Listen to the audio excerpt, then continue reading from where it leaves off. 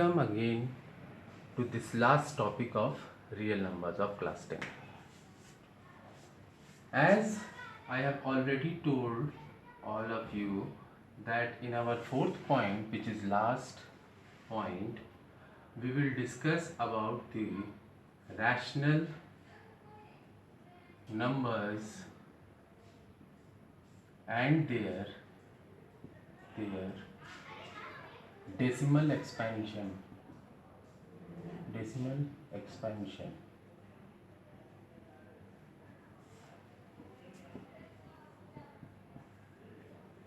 हम लोगों ने अपने क्लास 9th के वीडियो में देखा था कि रैशनल और इरेशनल नंबर्स क्या होते हैं, डिटेल में देखा था। और वहाँ इस तरह के अगर कोई रैशनल नंबर होते हैं तो उसके कई तरह के डेसिमल रिप्रेजेंटेशन भी होते हैं जिनके अलग अलग नाम हैं। हम लोगों ने अपने पहले वीडियो में इसको देखा था डिटेल में। तो अभी हम लोग उतनी डिटेल में ना जाके इस थ्योरम, इसमें तीन थ्योरम आते हैं। थ्योरम 1 क्लास 10th में जो जरूरी है उस तरह से हम लोग इसको आज देखते हैं। थ्योरम 1 क्या है? If x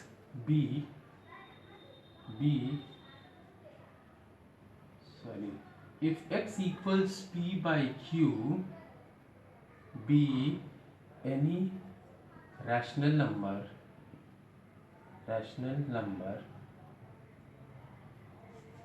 where p and q are integers and q is of the form 2 power m and multiplied by 5 power n, where m and n are positive integers,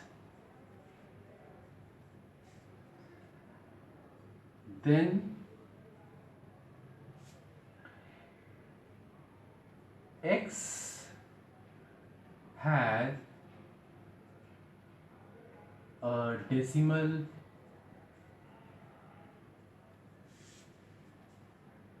representation as terminating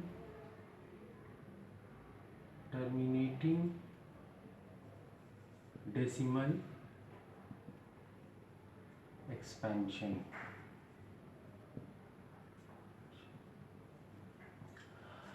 क्या है इसका मतलब? पूरा मतलब ये हुआ कि अगर हम लोगों ने x को एक रैशनल नंबर माना है और रैशनल नंबर है तो p by q के फॉर्म में होगा, और अगर q को, डिनोमिनेटर q को 2 power m into 5 power n के फॉर्म में हम लोग शो कर सके, और जहां m और n क्या है, पॉजिटिव इंटीजर्स हैं, तो x का डेसिमल रिप्रेजेंटेशन ऐसे होगा कि वो टर्मिनेटिंग डेसिमल एक्सपेंशन होगा। फॉर एग्जाम्पल से देख लेते हैं तो और इजी हो जाएगा।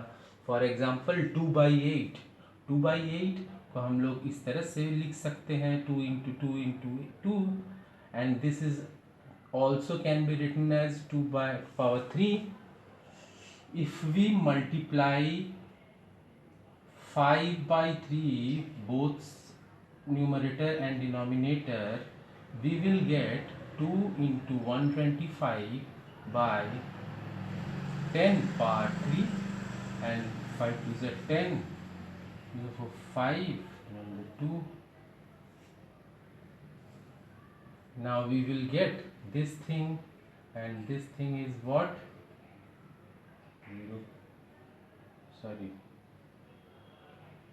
250। This is the decimal representation.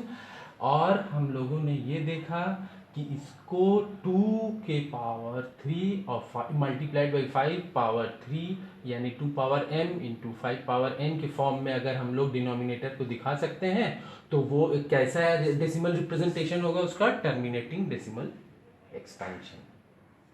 ये theorem 2, if x equals p by q be a rational number, be any rational number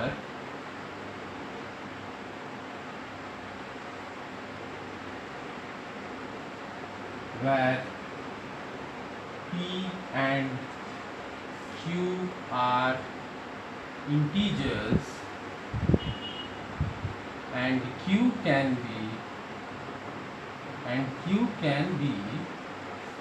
be expressed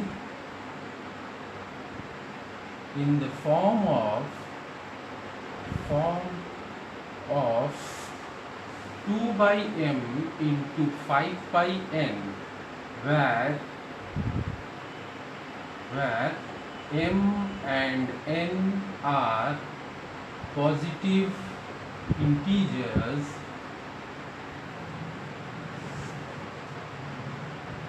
then its decimal expansion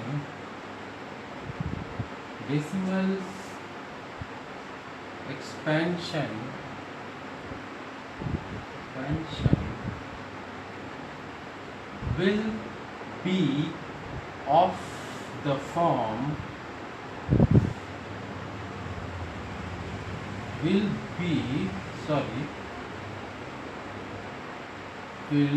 terminate after k place of decimal। अब ये k क्या है, where k is larger of m और n। इस means क्या हुआ, मतलब अगर कोई x रैशनल नंबर है जिसको हम लोगों ने p बाई q के फॉर्म में दिखाया है और q 2 power m into 5 power n के फॉर्म में हम लोग एक्सप्रेस कर सकते हैं q को, डिनोमिनेटर को, जैसे कि थ्योरम फर्स्ट में था।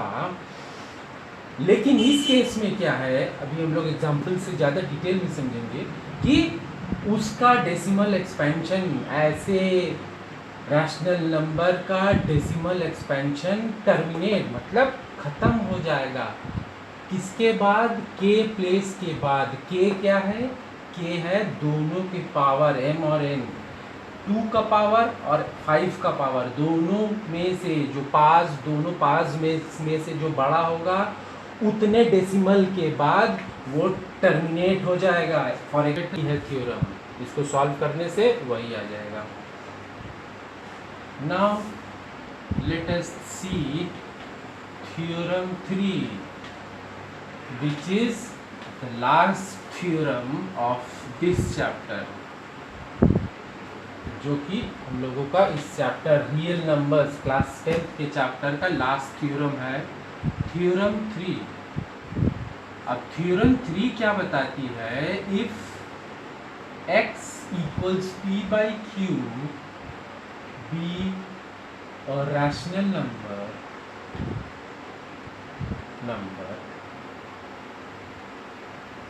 where p and q are integers and are co-primes,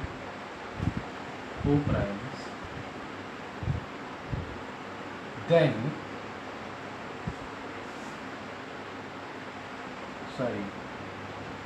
also q can be expressed in the form of cannot be ये नहीं कर सकते in the form of 2/m into 5 n। अब तक तो दोनों थ्योरम में कैन भी हम लोग कर सकते हैं, अगर उसके बारे में देखा। अब अगर नहीं कर सकते हैं डिनोमिनेटर यानी q को 2/m और 5n के फॉर्म में, तो क्या होगा? Where m and n are positive integers, then तो x,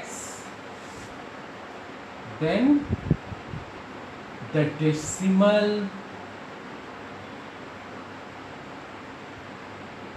representation